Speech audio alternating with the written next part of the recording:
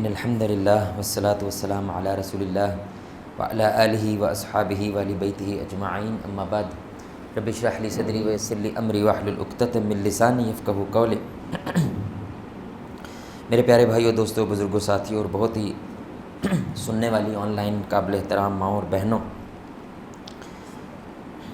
دکھ جب انسان اس میں اکیلا ہو تو تھوڑا سا بھی دکھ انسان کے لیے عذاب بن جاتا ہے، اور سکھ میں اگر انسان اکیلا ہو تو اس کا مزہ بھی پھیکا پڑ جاتا ہے۔ اس لیے اللہ رب العزت کو نیکی میں جو فرد ہوتا ہے اس سے زیادہ وہ شخص زیادہ محبوب ہوتا ہے جو نیکی اجتماع کے ساتھ مل کر کرتا ہے۔ اس لیے روزانہ کی بنیاد پہ اللہ رب العزت نے ہر مسلمان کے لیے فرض قرار دیا ہے کہ وہ روزانہ یہ دعا اللہ تعالیٰ سے مانگے کہ اے اللہ مجھے ان لوگوں کے ساتھ شامل فرما جو تیرے انعام یافتہ ہیں، اور مجھے ان لوگوں سے محفوظ فرما جن پہ تیری لعنت برسی ہے، جن پہ تیرا غضب برسا ہے۔ تو اللہ رب العزت مومن کو اکیلا نہیں دیکھنا چاہتا بلکہ تمام مومنین کو جمع میں دیکھنا چاہتا ہے۔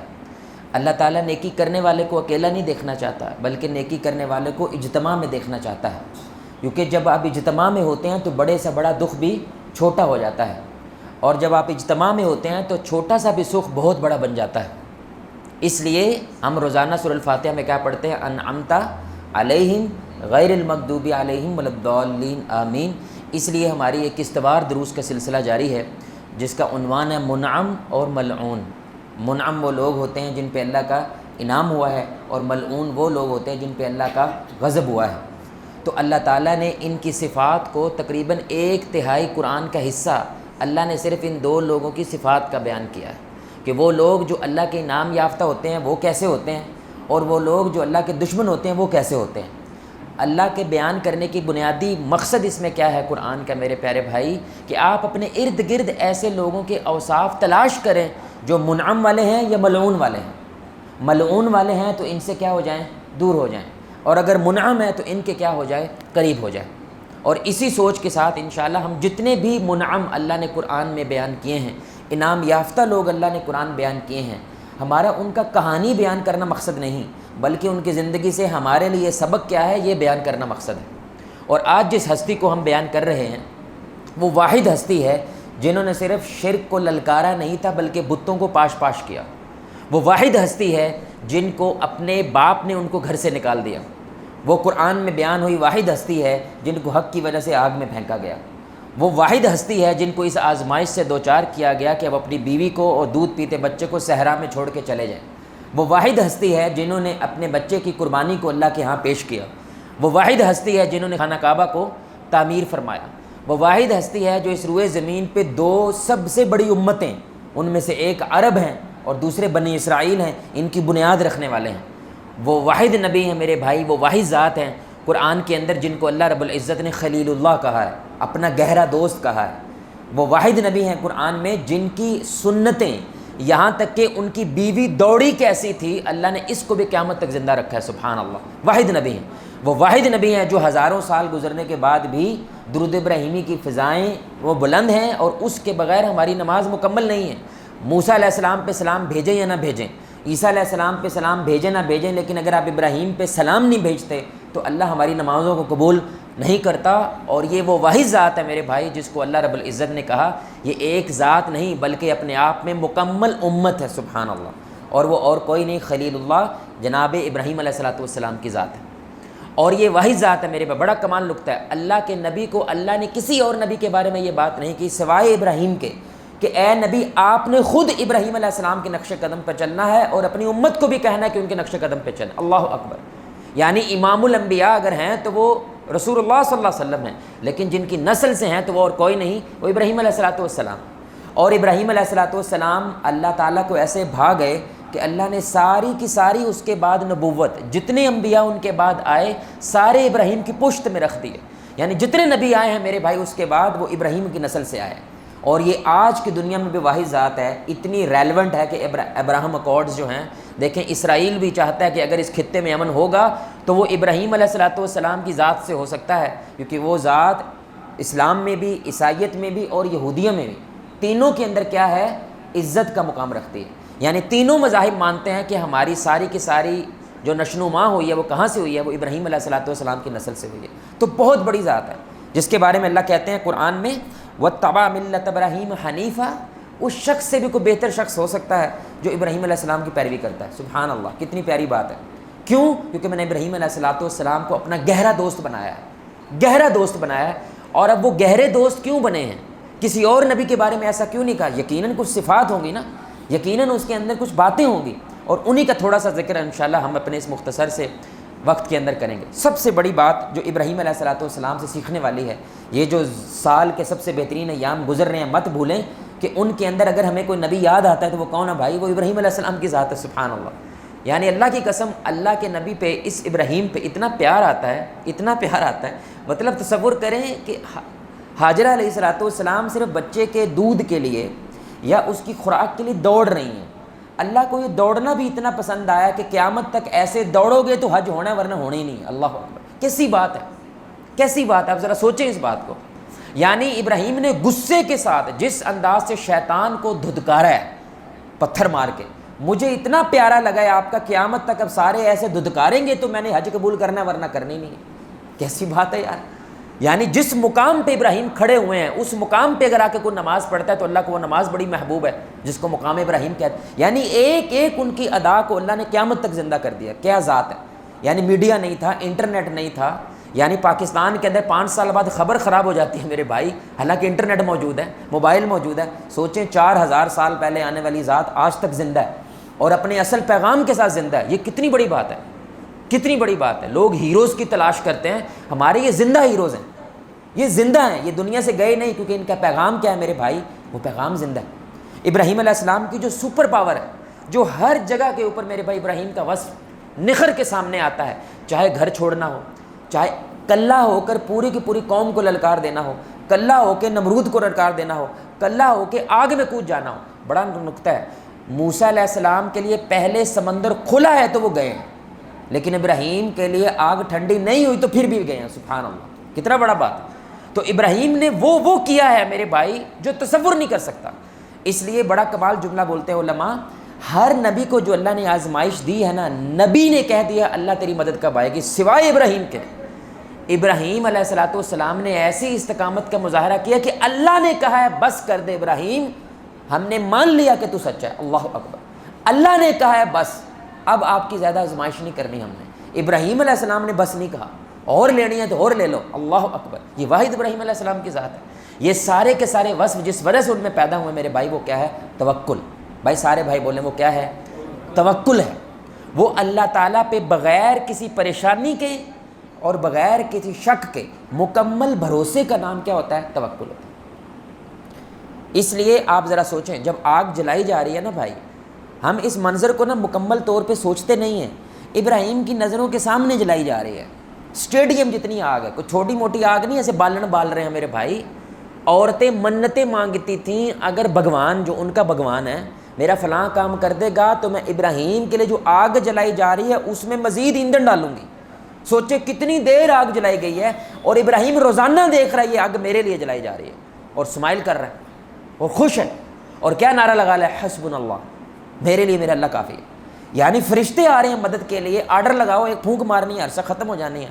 انہوں نے کہا تیرا میرا کوئی لینا دینا نہیں ہے، میرا جس سے لینا دینا ہے وہ اللہ ہے، اور وہ دیکھ رہا ہے، وہ آگ کو بھی دیکھ رہا ہے، وہ مجھے بھی دیکھ رہا ہے، وہ قوم کو بھی دیکھ رہا ہے۔ مجھے کس پہ بھروسہ ہے میرے بھائی؟ اللہ پہ بھروسہ ہے، اور حسبنا اللہ کہہ کے چھلانگ لگا دیتے ہیں۔ سبحان اللہ، یہ بھروسہ، یہ اعتماد ابراہیم کی کیا ہے میرے بھائی؟ سب سے بڑی طاقت ہے۔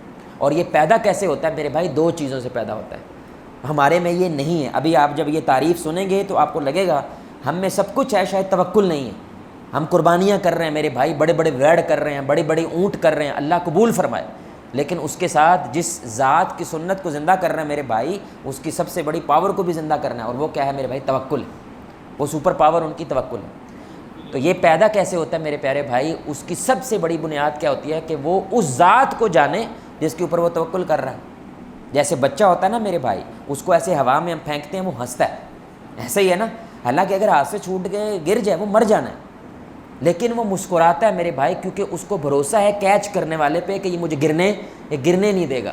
یہی بھروسہ آپ کو اللہ تعالیٰ پہ کرنا ہوتا ہے کہ یہ مجھے گرنے نہیں دے گا، یہ مجھے تھام لے گا۔ اللہ سور کو تھام رہا ہے، اللہ ابلیس کو تھامے کھڑا ہے میرے بھائی، ابلیس کو۔ یعنی ابلیس زندہ ہے تو اللہ تعالیٰ کی وجہ سے زندہ ہے، وہ کھا رہا ہے تو اللہ کی وجہ سے کھا رہا ہے، یعنی اللہ کا بدترین دشمن اللہ نے سنبھالا ہوا ہے۔ ہم تو وحدہ لا شریک ماننے والے ہیں بھائی، ہم تو نبی کے نام پہ جان دینے والے، ہمیں نہیں سنبھالے گا۔ یہی سوچ کے ساتھ جب چیز پیدا ہوتی ہے وہ توکل ہے۔ نہیں ہو رہا تو آپ اللہ کو نہیں جانتے، آپ نہیں جانتے جو کہہ رہا ہے کہ بھروسہ کر لے میں تجھے کیچ کر لوں گا، آپ گزارش سمجھ رہے ہیں؟ تو جتنا زیادہ کوئی اللہ کے بارے میں جانتا ہے اتنا زیادہ اس میں کیا پیدا ہوتا ہے؟ توکل پیدا ہوتا ہے۔ اور دوسرا، توکل کے واقعات پڑھ کے توکل پیدا ہوتا ہے۔ جب آپ ابراہیم علیہ السلام کی ایسی باتیں پڑھیں تو آپ کے من میں کیا چیز اٹھتی ہے؟ یار جیسے انہوں نے کیا ہم بھی کر سکتے ہیں، کیونکہ اللہ آج بھی وہ، کل بھی وہ تھا، آج بھی وہی ہے اور ہمیشہ وہی رہے گا، اللہ تو نہیں بدلتا۔ اور تیسری بات میرے بھائی، اگر آپ کو لگتا ہے الحمدللہ جواد بھائی میرا اللہ پہ توکل ہے، لیکن میرے بھائی ہمارا موبائل تھوڑی دیر غائب ہو جائے نا تو سانو نیند نہیں آتی، ہری سمجھ میرے بھائی، اگر تنخواہ میرے بھائی 5 دن لیٹ ہو جائے تو ہمیں موت پڑنے لگ جاتی ہے۔ توکل کا معنی ہوتا ہے پریشانی ختم ہو جانا، ہری سمجھ، آپ کو چین سے ایٹم بم کے اوپر لیٹ کے نیند آ جاتی ہے آپ کو، یہ توکل ہوتا ہے۔ کیوں نیند آ گئی آپ کو؟ آپ نے پورا زور لگایا یہ بند ہو جائے، لیکن بند ہوا؟ بولیں نہیں ہوا، تو اب کیا کریں؟ اللہ پہ توکل کریں، حسبنا اللہ، سمجھ آ رہی بات کی؟ تو حسبنا اللہ کہہ کے اس کے اوپر بندے کو کھراٹے مار کے سو جاتا ہے ایٹم بم کے اوپر، وجہ کیونکہ توکل کا معنی یہ ہوتا ہے کہ اس کے بعد پھر ٹینشن نہیں لینی۔ اگر ٹینشن لے رہے ہو تو پھر توکل، بولے بھائی پھر توکل نہیں ہے، اور اگر توکل ہے تو پھر ٹینشن پہ ٹینشن نہیں ہوگی۔ اس لیے عام روزمرہ کے حالات کے اندر توکل وہ شخص کرتا ہے جو بار بار پیسے نہیں گنتا۔ آپ کی جیب میں کتنے پیسے ہیں بار بار نہیں گنتے، یہ توکل کے خلاف ہوتا ہے۔ آپ کو موٹا موٹا سب کو پتہ ہوتا ہے میرے بھائی میرے مہینے کی آمدن کتنی ہے، بار بار گننے سے کیا ہوگا میرے بھائی؟ ہائے کم نہ ہو جائے، ہائے کتنے رہ گئے ہیں۔ تو رسول اللہ صلی اللہ علیہ وسلم اکثر جب صحابہ سے کہتے تھے نا کہ اگر انہوں نے کوئی لعاب ڈال دیا کھانے کے اندر تو کیا کہتے تھے؟ اب اٹھا کے ٹکن دیکھنا نہیں ہے کہ اندر کیا ہو رہا ہے، سمجھ آ رہی بات کی؟ تو بس اندر سے آٹا اٹھاتے جاؤ اور روٹیاں لگاتے جاؤ۔ اس میں عنصر کیا ہے میرے بھائی؟ محنت کرنے کے بعد بالکل پریشانیوں سے آزاد ہو کر کیا کریں؟ اللہ پہ بھروسہ رکھیں، اللہ پہ توکل کریں۔ جو اللہ تعالیٰ جب چیزیں سستی ہوتی ہیں نا تمہارا ساتھ دیتا ہے، وہی اللہ جب مہنگی ہو جاتی ہیں پھر بھی وہی اللہ رہنا ہے، اللہ چینج ہو جاتا ہے۔ آپ نے صرف اپنے ذمے کا اونٹ باندھنا ہے، آپ نے صرف اپنے زندگی کی محنت کرنی ہے، اس کے بعد پریشانیوں سے آزاد ہو جانا ہے۔ دوسرا سبق میرے بھائی جو ابراہیم علیہ السلام کی ذات سے ملتا ہے کہ یہ اس سوچ کے خلاف تھے جو ہمارے معاشرے میں عام ہو گئی ہے، سوچی پہ آتے، بولے بھائی کیا کہتے ہیں؟ سوچی پہ آتے بندہ گیا، فکر نہ فاقہ عیش کر کاکا، عیش کرنی ہے سوچنا نہیں ہے، کیونکہ ایک مرتبہ بھی انسان ٹھنڈے دماغ سے سوچ لینا اس کو پتہ چل جاتا ہے کیا صحیح ہے اور کیا غلط ہے۔ جب پورا خاندان ایک بات کہہ رہا ہو اور آپ ایک بات پر ڈٹ جائیں، ایک بار بھی سوچنے سے ٹھنڈے دماغ سے انسان کو سمجھ آ جاتی ہے نفس کے پیچھے کون چل رہا ہے اور حق کے پیچھے کون جا رہا ہے، پتہ چل جاتا ہے۔ اس لیے یہ ٹھنڈے دماغ سے سوچنا ہی نہیں چاہتا، اس لیے جملے ہم نے نکال لیے ہیں، سوچی پہ آتے صاحب بندہ گیا، فکر نہ فاقہ عیش کر کاکا۔ لیکن ابراہیم علیہ السلام وہ بہت زیادہ جس چیز سے محبت کرتے تھے وہ کیا تھا؟ تدبر و تفکر بہت زیادہ کرتے تھے، یہاں تک کہ وہ یہ سمجھنا چاہتے تھے کہ یار یہ جو میرے ملک کے کافر ہیں یہ سورج چاند کی پوجا کرتے کیوں ہیں؟ تو انہوں نے ایک دن بیٹھ کے تدبر و تفکر کیا، پہلے ستارے نکلے ان کو دیکھا، وہ دیکھا صبح کے ستارے غائب ہو جاتے ہیں، پھر انہوں نے چاند دیکھا وہ بھی غائب ہو جاتا ہے، پھر انہوں نے سورج دیکھا وہ بھی غائب ہو جاتا ہے۔ انہوں نے ایک عقل سے سوچ رہے ہیں، سمجھ رہے ہیں؟ وحی سے نہیں، کیسے سوچ رہے ہیں بھائی؟ عقل سے سوچ رہے ہیں، یار اس کو تو عقل بھی خدا نہیں مانتا جس کو یہ خدا مانتے ہیں، تو اب مجھے کوئی ترکیب بنانی چاہیے کہ یہ پوری کی پوری قوم وہی بات سمجھ جائے جو میں اپنی عقل سے بھی پہنچ گیا ہوں۔ وہی تو پھر سونے پہ سہاگا ہے نا بھائی، وہی تو پھر نور علی نور ہے۔ اور انہوں نے وہ کیا ترکیب بنائی؟ پلان کیا، اور وہ پلان کیا تھا میرے بھائی کہ ہم سارے بتوں کو کیا کرتے ہیں؟ توڑ دیتے ہیں، بڑے بت کے اوپر کلاڑا رکھتے ہیں اور پھر ان سے کہیں گے کہ بھائی اپنے اس بت سے پوچھو کہ سب کو کس نے توڑا ہے۔ یار قرآن کے یہ الفاظ ہیں، وہ ساری قوم پتہ کیا کہتے ابراہیم علیہ السلام کو؟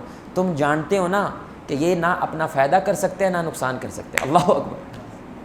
تو ابراہیم کہتے تف ہے تم پہ بھائی، تف ہے، تمہیں پتہ بھی ہے نہ یہ اپنا فائدہ کر سکتا ہے نقصان، تو تمہیں کیسے بچائیں گے؟ سوچو تو صحیح۔ تو وہ شرمندگی سے سر کیا کیا؟ انہوں نے جھکا لیا، انہوں نے کہا اس بندے کو ساڑ دو، اس بندے کو کیا کرو بھائی جلا دو، اگر یہ رہے گا یا یہ رہے گا یا پھر ہم رہیں گے۔ سبحان اللہ۔ تو میرے بھائی ہمارے معاشرے میں زیادہ اس چیز کو استعمال، بولیں بھائی اب ننگا پیر ہے یار، ٹی وی پہ ننگا پیر ہے، اس کے کپڑے ہی نہیں ہیں۔ یار اس میں کوئی مسلک والی بات کہاں سے آ گئی بھائی؟ اس میں کوئی فرقے والی بات کہاں سے آ گئی یار؟ ننگا آدمی ہے بھائی، کیا کر رہے ہو؟ ہماری تو تہذیب اس خطے کی ایسی ہے میرے بھائی، یہاں پہ تو ہندو عورت بھی گھونگھٹ کر کے باہر آتی ہے، اور آپ ننگے پیر کو میرے بھائی اپنا بادشاہ اپنا شہنشاہ مان رہے ہو۔ عقل ہے نا؟ اس لیے اللہ قرآن میں بڑے کمال بات کہتے ہیں. اللہ کہتے ہیں جہنمی جب جہنم میں جائیں گے نا اللہ محفوظ رکھے. وہ جملہ کیا بولیں گے؟ بڑی بات ہے. وَقَالُوا لَوْ كُنَّا نَسْمَعُ أَوْ نَعْقِلُ مَا كُنَّا فِي أَصْحَابِ السَّعِيرِ. وہ کہیں گے کاش ہم نے جو سنی تھی نا بات اس پہ تھوڑی سی عقل لڑائی ہوتی تو آج ہم جہنم والے نہ ہوتے. اللہ اکبر. یہ قرآن ہے. یعنی اللہ ہمیں پہلے سے بتا رہا ہے کہ جہنمی کون ہوتا ہے جو اس چیز کو اللہ کی امانت سمجھتے ہوئے کہتا ہے اللہ جی آپ نے ہمیں دماغ دیا تھا, ہم نے اس کے ساتھ کچھ نہیں کیا ہے, جیسے آپ نے دیا تھا ہم نے ویسے ہی اللہ کو واپس کر دیا. ہم نے اس کا استعمال, لیکن ابراہیم علیہ الصلوۃ والسلام اس کا بہت زیادہ کیا کرتے تھے میرے بھائی, استعمال کرتے تھے. اتنا استعمال کرتے تھے, ذرا تصور تو کرو یار, اسرائیل کے اندر کھڑا ہو کے ایک بندہ پورے اسرائیل کو للکارے اور بغیر ان کو مارے وہ بندہ باہر آ جائے, کیا بندہ ہوگا وہ؟ ذرا تصور تو کریں. تو ابراہیم وہ بات ہے بھائی, سارا علاقہ ان کے خلاف ہے, لیکن عقل سے ایسی مات دیا میرے بھائی کسی میں جرت نہیں ہوئی کہ ان کو مارا جا سکے. اس لیے ان کو جلا دیں, سب مل کے جلائیں تاکہ کسی ایک پہ اللہ کا عذاب نہ ہے. بھائی سمجھ آ رہی بات کی؟ سب مل کے یہ کام کرتے ہیں. ایک مارے گا یار, ایسی ذات کو مارے, ہو سکتا ہے اگر یہ صحیح ہوا تو ہمارے کام خلاف ہی نہ ہو جائے. آپ تصور کریں کیا کمال ذات تھی. تو ہمارے معاشرے میں پلاننگ نام کی کوئی چیز نہیں ہے. آپ نوجوان سے پوچھیں بھائی ڈگری کر کے کیا کرنا ہے, ڈگری کر کے دیکھا جائے گا. یار 1 کروڑ روپیہ تیرا لگ جانا, ڈگری کر کے دیکھے گا تو. ابراہیم علیہ السلام کو تو ماننے والا ہے, اور اللہ کہہ رہے ہیں کہ ابراہیم کے نقش قدم میں چھوٹا موٹا تو پلان ہونا چاہیے کہ نہیں ہونا چاہیے. بچے کا پلان بنایا ہوتا ہے, افسر میں چاہتا ہوں میرا بچہ حافظ قرآن بنے, اچھا انسان بنے, اچھا نمازی بنے. آپ پڑھتے ہیں نہیں تو کیسے بنانا ہے اس کو نمازی؟ بھائی کوئی پلان ہے کہ نہیں ہے؟ کوئی پلان نہیں ہے. تو آپ ابراہیم علیہ السلام کے نقش قدم پہ کیسے چل رہے ہیں؟ تیسرا سبق دیکھیں کہ حق میرے بھائی نہ بڑا دیکھتا ہے, حق نہ چھوٹا دیکھتا ہے. حق دیکھتا ہے علم کس کے ساتھ. پیارے بھائی حق نہ بڑا دیکھتا ہے نہ حق چھوٹا دیکھتا ہے. حق کیا دیکھتا ہے؟ علم کس کے ساتھ. اگر وہ نمبردار کے ساتھ ہے تو ہم نمبردار کے ساتھ کھڑے ہوں گے, اگر وہ مسلی کے ساتھ ہے تو مسلی کے ساتھ کھڑے ہوں گے, اگر وہ چوڑ چماڑ کے ساتھ حق ہے میرے بھائی ہم چوڑے کے ساتھ کھڑے ہوں گے, اگر بادشاہ کے ساتھ ہے تو بادشاہ کے. علم دیکھیں گے کس کے ساتھ ہے, حق کس کے ساتھ ہے, ہم اسی کو بڑا مانیں گے. اس لیے آپ دیکھیں ہماری مسجدوں کے اندر 50 60 سال کے بزرگ ہوتے ہیں, ان کو قرآن پڑھنا نہیں آتا, ان کی جماعت کون کروا رہا؟ 10 سال کا بچہ. کیونکہ 10 سال کا بچہ ان سے زیادہ کس کا علم رکھتا ہے؟ قرآن کا. تو ہمارا امام کون بنے گا, ہمارا لیڈر, ہمارا مرشد کون بنے گا؟ 10 سال کا بچہ بنے گا. سبحان اللہ, وہ ہمارے آگے کھڑا ہوگا. یہی بات ابراہیم علیہ السلام کو سمجھ آئی اپنے گھر سے. انہوں نے اپنے والد کو جملہ بولا, قسم سے کل بھی ابے ایسے ہی تھے, آج بھی پاپو ایسے ہی ہیں. بڑی سننے کی بات ہے. انہوں نے اپنے ابا جان کو یہ بات کہی, یا ابتی, اے میرے پیارے, میرے سونے, میرے دلدار ابا جان. یعنی یہ ابتی میں بہت زیادہ محبت ہے. اے میرے پیارے ابا جان, کیا انی قد جاءنی من العلم, علم میرے پاس آیا ہے, آپ کے پاس علم نہیں ہے, تو آپ میری پیروی کریں اور جو رستہ آپ کے آباء و اجداد نے ہزاروں سال سے پکڑا وہ چھوڑ دیں. کیا لگتا ہے, کیا کہ ابو بولو بھائی کیا لگتا ہے؟ تو ظاہری بات انہوں نے ڈانٹا. تو کیا آج کا باپ بھی ایسے ہی کرتا ہے ہمارے ساتھ یا نہیں کرتا ہے؟ اگر مسجد کا درس سن کے گھر میں گئے اور ابا جان کو کہا ابا جان ہمارے گھر میں یہ چیز غلط ہوتی ہے, آج ہم مسجد میں سنا ہے, کیا لگتا ہے میرے بھائی آپ کو ہمارا دیسی ابو اس بچے کو گلے سے لگائے گا؟ ہاں میرا بچہ ماشاء اللہ, اللہ کا شکر آج ہمیں یہ دن دیکھنے کا نصیب ہوا کہ ہمارا بچہ ہمیں دین سکھا رہا ہے. الحمدللہ, قرآن کی بات بتا رہا ہے, حدیث کی بات بتا رہا ہے. بچے ہمارے لیے دعا کرو, تم بھی اس پہ عمل کرو, ہم بھی اس پہ عمل کریں.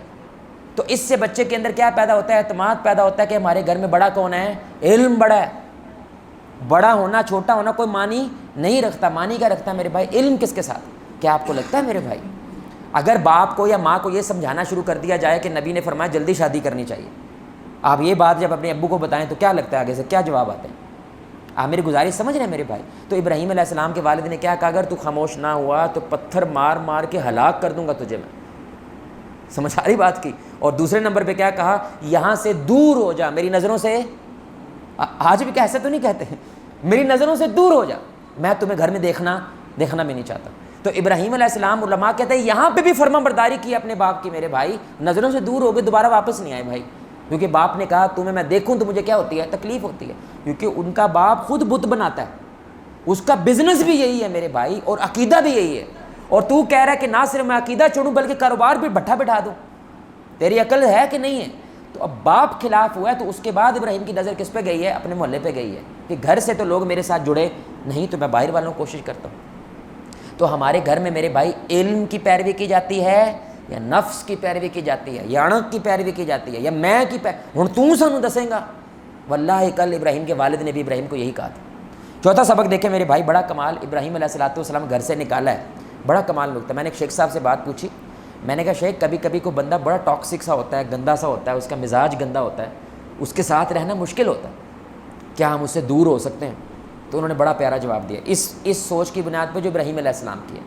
انہوں نے کہا اس سے دور ہو جائیں لیکن اس نیک نیتی کے ساتھ کہ اللہ اس کی اصلاح کر دے اور آپ اس کے لیے دعا کریں. اللہ اکبر. نفرت سے اگر دور ہوئیں تو یہ گناہ ہے, یہ غلط ہے, اللہ اس پہ پکڑ سکتا ہے. نفرت سے دور نہیں ہونا ہے, اس سوچ سے دور ہونا ہے کہ میرے لیے اس کو سنبھالنا مشکل ہو گیا. سمجھ رہے ہیں آپ؟ دور ضرور ہوئے ہیں لیکن تکلیف سے ہوئے ہیں, اصلاح کی نیت سے ہوئے ہیں, اور دعا کرتے ہیں اللہ سے, یا اللہ میرے وسو کام, بولو بھائی میرے وسو کام باہر ہے, اللہ تو اس کو کیا کر دے, ہدایت دے. یہی ابراہیم علیہ السلام نے کیا. باپ نے گھر سے نکالا ہے لیکن وہ دعا کیا کر رہا ہے, کالا سلام علیکم. انہوں نے کہا میں اللہ سے دعا کرتا ہوں اللہ آپ پہ سلامتی کرے, اور میں اللہ سے آپ کے لیے کیا کروں گا, مغفرت مانگوں گا, کیونکہ اللہ میرے پہ بڑا مہربان ہے, اللہ میری بڑی مانتا ہے, اللہ میری دعائیں بڑی قبول کرتا ہے. تو میں اللہ سے دعا کروں گا کہ اللہ میرے باپ کو کیا کر, میرے باپ کو ہدایت دے دے. اللہ اکبر. تو میرے بھائی اگر آپ کا کسی سے تعلق خراب ہے, بڑی سننے کی بات ہے میرے بھائی, تو جان بوجھ کے کوئی تعلق خراب نہیں کرتا. آپ نے کوئی اچھی بات سمجھانے کی کوشش کی, وہ نہیں سمجھا تو لڑائی ہو گئی اور تعلق خراب ہو گیا. تو اگر آپ کی نیت اصلاح تھی نا, وہ بندہ دعا کرے گا. اور اگر آپ کی بات آپ دل پہ لے گئے ہیں, اڑنگ پہ لے گئے ہیں, آپ کا نفس جاگ اٹھا میرے یہ مر جائے گا بندہ, یہ کبھی دعا نہیں کرے گا. یہ نشانی ہے. دعا ہمیشہ مخلص آدمی کرتا ہے جو اپنے نفس کو بڑا نہیں دیکھنا چاہتا, جو حق کی فتح چاہتا ہے, جو خیر کی فتح چاہتا ہے, جو ہمارے بغیر بھی ہو جائے تو اچھا ہے. اس لیے رسول اللہ نے واشی سے کیا کہا, واشی میرے سامنے نہ آیا کر یار, تو میرے سامنے آتا ہے مجھے اپنے چچا حمزہ کا شہادت یاد آ جاتی ہے, لیکن جا جو تو نے اسلام کے خلاف قدم اٹھایا ہے, اب اسلام کے حق میں قدم اٹھا. یعنی جس کا چہرہ دیکھنا گوارا نہیں ہے اس کو بھی معاف کر رہے ہیں, صرف کس کے لیے, حق کی فتح کے لیے. پانچواں سبق میرے بھائی ایک اور دیکھیں کہ یہ بڑا کمال نکتہ ہے بھائی. دیکھیں جو گھر ہوتا ہے نا میرے بھائی, سب سے زیادہ آپ کو جو جانتا ہے وہ کون ہوتا ہے, آپ کے گھر والے. دنیا کبھی آپ کو ویسا نہیں جان سکتی جو آپ کو کون جانتا بھائی. بڑے بڑے راز ہوتے ہیں میرے بھائی جو داڑھیوں کے پیچھے چھپ جاتے ہیں, جو ٹخنے ننگے ہونے کے پیچھے راز چھپ جاتے ہیں, جو آپ کا پنچایتی ہونے کی وجہ سے راز چھپ جاتے ہیں, کو مسجد کا بڑا ہونے کی وجہ سے راز چھپ جاتے ہیں, لیکن گھر والوں سے وہ راز نہیں چھپتے. آپ سمجھ رہے ہیں؟ اس لیے رسول اللہ فرما رہے ہیں سب سے بہترین کون ہے, جو کس کے لیے بہتر ہے, گھر والوں کے لیے. وہ اگر آپ ہمیں سرٹیفکیٹ دیتے ہیں نا, بندہ کمال ہے, سیلوٹ کرتے ہیں, اللہ ہم گواہی دیتے ہیں اس بندے کے بارے میں, اس نے حق ادا کیا ہے اپنی تربیت کا. پھر اللہ مانتا ہے کہ یہ بندہ کیا اچھا ہے. یہ کیوں؟ جو گھر میں جیت جاتا ہے نا میرے بھائی, وہ سارا جگ جیت سکتا ہے, اور جو گھر میں ہار جاتا ہے نا میرے بھائی, وہ سارا جگ ہار جاتا ہے. کیا مطلب؟ اگر گھر کا دھکا آپ برداشت کر لینا, اس کو دنیا کا دھکا پھر دھکا نہیں لگتا.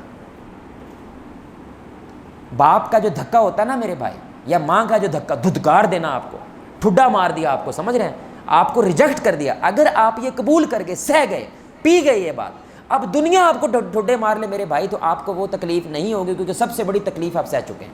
اور یہی ابراہیم کے ساتھ ہوا. ہر نبی نے میرے بھائی سب سے پہلے اپنے گھر کی تکلیف کو سہا. آپ لوط علیہ السلام دیکھیں, ان کی بیوی ان کی غدار ہے. آپ نوح علیہ السلام دیکھیں, ان کا اپنا بیٹا, ان کا بیٹا غدار ہے. آپ آدم علیہ السلام دیکھیں, ان کا اپنا بیٹا ایک دوسرے بیٹے کو مار رہے ہیں. آپ یعقوب علیہ السلام دیکھیں کہ ایک بیٹے دوسرے بیٹے کو مار رہے ہیں. گھر سے کیا ہے تکلیف ملی ہے. اگر گھر کی تکلیف میرے بھائی بندہ نہ سہ پائے, یہ بڑا بڑا بدماش بنتا ہے.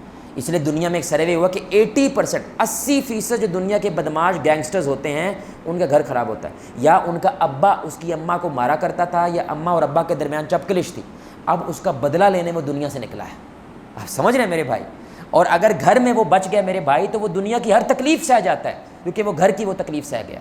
اس لیے اللہ سب سے پہلے نبیوں کو گھر سے آزماتا ہے. تو میں نے بڑے بڑے بزرگ دیکھے ہیں میرے بھائی, بڑے بڑے لوگ دیکھے ہیں, کیونکہ ان کی اولاد ان کی فرما بردار نہیں ہوئی. اب ان کا کیا ہے, انہوں نے مونڈے اولاد چھڑی ہے. مونڈے اولاد چھڑنی سمجھتے ہیں نا میرے بھائی, ہمت ہار گئے ہیں, ہر وقت مایوس رہتے ہیں. ان کو لگتا ہے او میرا پتر ہی میرا نہیں ہویا صاحب, اسی کیڑی دنیا نے جفا پانا ہے. یہی اگر ابراہیم سوچتے تو سوچیں آج شاید ہم مسلمان نہ ہوتے. بھائی ابراہیم نے سوچا جو میں ٹل مارنا تھا میں نے وہ مارا, باپ نہیں تو کسی دوسرے کا باپ بدل جائے گا بھائی, کسی دوسرے کا بیٹا بدل جائے گا. وہ بھی تو کیا ہے, نظریہ مان لے تو ہم جیسے ہیں. آخری ایک سبق میرے بھائی, وہ بڑا کمال نکتہ ہے میرے بھائی, کہ آگ میں رہ کے بھی ابراہیم علیہ السلام نے کیا کیا, سکون حاصل کیا. ایسے ہی ہے نا. اس لیے مورخین لکھتے ہیں کہ سب سے بڑا سکون جو ابراہیم علیہ السلام نے پایا, وہ اس وقت پایا جب وہ آگ میں ہے. کیسی بات ہے بھائی, آگ جلاتی ہے لیکن ابراہیم کو سکون پہنچا رہی ہے. بڑا نکتہ ہے. کسی خوبصورت بندے نے یہ بات کہی کہ پریشانی حالات پیدا نہیں کرتے, خیالات پیدا کرتے ہیں. آ رہی سمجھ میرے بھائی؟ پریشانی حالات پیدا نہیں کرتے کہ آپ کے پیسے تھوڑے ہو گئے ہیں، زیادہ ہو گئے ہیں، نوکری چھوٹ گئی، نوکری مل گئی، یہ چیزیں خوشی یا غمی پیدا نہیں کرتے۔ اس کے بارے میں جو سوچتے ہیں نا آپ، وہ آپ کا دکھ یا آپ کے سکھ میں اضافہ کرتا ہے۔ تو اب بظاہر حالات کیا ہے میرے بھائی؟ آگ والے، تکلیف والے ہیں، لیکن نفسیاتی حوالے سے ابراہیم علیہ السلام کا ایمان کیا ہے؟ آسمان سے باتیں کر رہا ہے، تو وہ کیا ہے؟ زندگی کا سب سے بہترین ایام کہاں پہ گزار رہے ہیں بھائی؟ آگ میں گزار رہے ہیں۔ سبحان اللہ!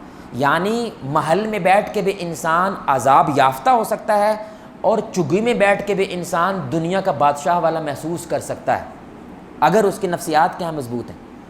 آپ سمجھ رہے ہیں؟ اس کو کہتے ہیں نرو کنٹرول، اگر اس کا مضبوط ہے، اگر سائیکولوجیکل ہیلتھ اس کی مضبوط ہے۔ ابراہیم علیہ السلام کی یہ والی صحت جو کیا تھی، وہ آسمان سے باتیں کرتی تھی کہ تم میرے جسم پہ قبضہ کر سکتے ہو، میری سوچ اور میرے ایمان کو کیا ہے؟ قبضے میں نہیں لے سکتے۔ وہ تو میرے بھائی آزاد ہے، پرواز کر رہی ہے سارے آسمان میں، اس بنیاد پہ وہ کہہ رہے ہیں حسبنا اللہ، میرے لیے اللہ کافی ہے۔ اس لیے مومن وہ ہوتا ہے، میں کہا کرتا ہوں، جو کوڑے کے ڈھیر پہ بیٹھ کے میرے بھائی گلاب کا پھول تلاش کر لیتا ہے، اور 2 نمبر بندہ وہ ہوتا ہے جو گلاب کے باغ میں بیٹھ کے میرے بھائی کوڑا تلاش کر لیتا ہے۔ یعنی اس کو مزہ آتا ہے ٹینشنوں کا، اس کو مزہ آتا ہے۔ آپ کو پتہ ہے انسان واحد مخلوق ہے جو نشئی ہو جاتا ہے دکھ کا بھی۔ یہ جو غریب نہیں مانگ رہے ہوتے، یہ دکھوں کے نشئی ہو گئے میرے بھائی۔ آپ ان کو لاکھ روپے تنخواہ دیں، یہ لیں گے؟ یہ نہیں لیں گے۔ یہ کہیں گے اسی منگنا ہے، اسی غریب مسکین بننا ہے، اسی منگنا ہے، ہم نے اپنے آپ کو ذلیل کرنا ہے، کیونکہ اس کا نشہ ہو گیا ان کو۔ ہر وقت ہائے بیچارہ شودا نمانا مسکین، ہائے بڑی بری ہوئی ہے۔ یہ لوگوں کو مزہ آتا ہے جب اس کے بارے میں یہ جملہ بولا جائے، تو اس کو توجہ ملتی ہے۔ سمجھ رہے ہیں؟ لوگ ہمدردیاں جتاتے ہیں۔ یہ بھی ایک نشہ ہے۔ یہ کہاں کا نشہ ہے میرے بھائی؟ یہاں کا ہے، دماغی چیز ہے۔ اور ابراہیم علیہ السلام کا نشہ کیا ہے میرے بھائی؟ جو حلال ہے، کہ بھائی مجھے کوئی نہیں چاہیے سوائے اللہ کے، کیونکہ وہ چکھ چکے ہیں اس چیز کو آگ میں پڑ کے۔ اور یہاں سے یہ بھی ثابت ہوتا ہے، بظاہر ہمارے سوچ کیا کہتی ہے، عقل کیا کہتی ہے، اگر نتیجہ اچھا نکلا تو میں اچھا محسوس کروں گا، نتیجہ برا نکلا تو میں برا محسوس کروں گا۔ واضح سی بات ہے۔ اللہ کہتا ہے ایمان کی دنیا عقل کے مطابق کام نہیں کرتی۔ اللہ کہتا ہے بظاہر غلط نتیجہ نکلا ہے، اللہ اس سے اتنا اچھا بنا دیتا ہے کہ انسان اچھے سے وہ نہیں سوچ سکتا جو اللہ اس غلط سے بنا دیتا ہے۔ اور بظاہر کبھی کبھی اچھا نتیجہ نکلا ہے، اللہ اتنا برا بنا دیتا ہے کہ آپ برے سے وہ توقع نہیں کر سکتے جو اچھے سے برا بن گیا۔ کیسے؟ آگ سے۔ بھائی نتیجہ کیا نکلا ہے؟ آگ۔ نتیجہ کیا نکلا ہے؟ فنا۔ نتیجہ کیا نکلا ہے؟ ہلاکت۔ لیکن اللہ نے اسی کو نبی کا کیا بنا دیا؟ معجزہ بنا دیا۔ تو اب مومن کیوں دکھ سہ جاتا ہے؟ ان جیسی کہانیوں کی وجہ سے سہ جاتا ہے بھائی۔ ہو سکتا ہے یہ کہانی ویسی ہو جیسے ابراہیم کی تھی، کہ بظاہر مجھے نظر آگ آ رہی ہے، لیکن اللہ اس کو برف بنا دے، اور بظاہر یہ چیز برف نظر آ رہی ہے، اللہ اس کو آگ بنا دے۔ تو ہم محتاج ہیں، اللہ محتاج نہیں ہے میرے بھائی۔ آپ گزارش سمجھ رہے ہیں؟ یہاں پہ ایک اور بڑا نقطہ ہے، جیسے لیلۃ القدر کی رات ہے نا بھائی، بڑا ایک نقطہ ہے بھائی۔ لیلۃ القدر کی رات کتنی؟ 83 سال سے کیا ہے میرے بھائی؟ افضل ہے۔ ہم سمجھتے ہیں اللہ محتاج ہے آپ کو 83 سال کی، اگر اللہ نے اجر دینا ہے تو آپ کو لیلۃ القدر کو پانا ہے۔ نہیں بھائی، یہ ہم محتاج ہیں، اللہ محتاج۔ بولو نا یار، اللہ آج بھی آپ کو ایسی اٹھا کر کے آپ آواز لگائیں اللہ تعالیٰ کو، تو اللہ آج لیلۃ القدر کے کیا 1000 لیلۃ القدر کا اجر دے سکتا ہے آپ کو۔ ہم محتاج ہیں لیلۃ القدر کے، اللہ لیلۃ القدر کا اجر دینے کا محتاج؟ اللہ اکبر، اللہ محتاج نہیں ہے۔ اللہ کبھی بھی آپ کو کیا کر سکتا ہے میرے سائی؟ غلط سے بھی اچھا نکال دیتا ہے، اور اچھے سے بھی غلط ہو سکتا ہے۔ اللہ کہتا ہے اس لیے میرے پہ ایمان رکھو، بس میرے پہ بس بھروسہ رکھو، اعتماد رکھو، اسپیشلی اگر تم صحیح ہو، اگر تم سچے ہو، تمہارا رستہ ٹھیک ہے، مجھ پہ بھروسہ رکھو۔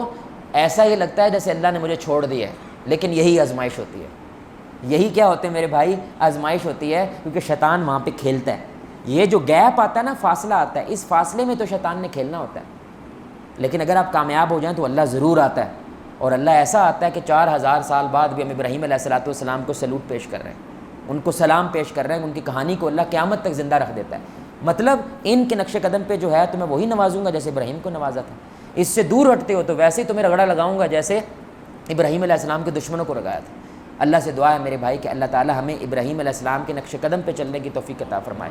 یہ جو اسباق ہم بیان کر رہے ہیں میرے بھائی، اللہ ان کے آئینے میں اپنی ذات کی اصلاح کرنے کی توفیق عطا فرمائے، اپنے گھروں کی اصلاح کرنے کی توفیق عطا فرمائے۔ اللہ آپ کو، مجھے، ہم سب کو محمد الرسول اللہ صلی اللہ علیہ وآلہ وسلم کی ذات کے ساتھ جنت الفردوس میں اس انداز سے اکٹھا کرے، ہم سب مل کے اللہ کے چہرے کو آسمان میں دیکھیں 14ویں رات کا چاند۔ سبحانک اللہم وبحمدک، اشہد ان لا الہ الا انت، استغفرک۔